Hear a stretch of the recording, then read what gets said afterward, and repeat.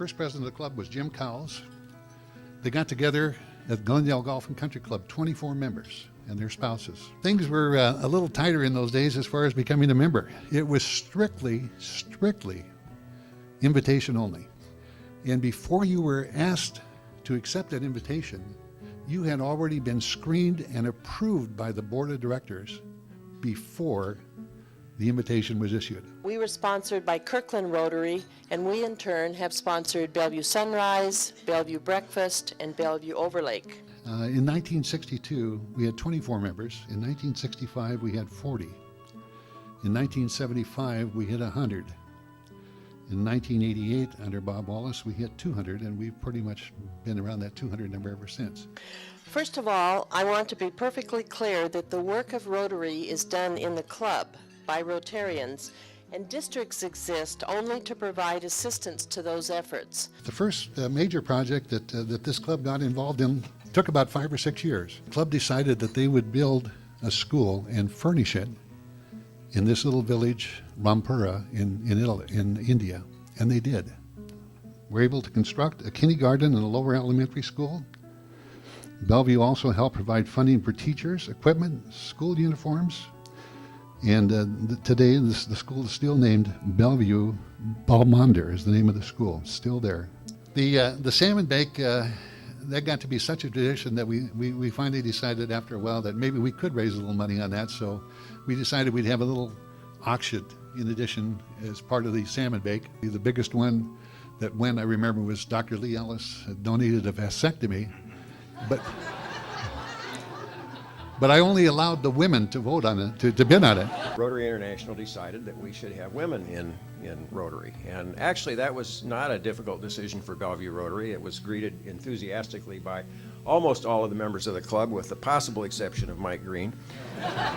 We did have a little pushback from some of the elderly women, wives actually. They were called Rotary Anns in those days.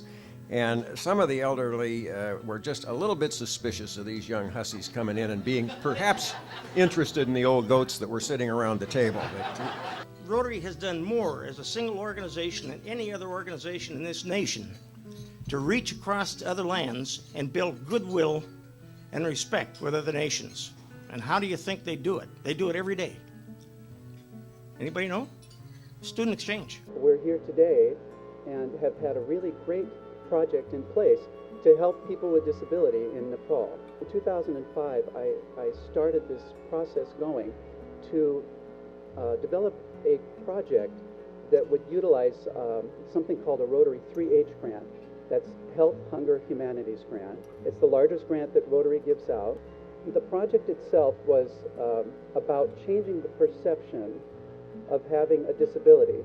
So Camp Good Times happens for only 2 weeks during the summer. We have a steady stream of children with cancer who sign up for camp. Hundreds of children.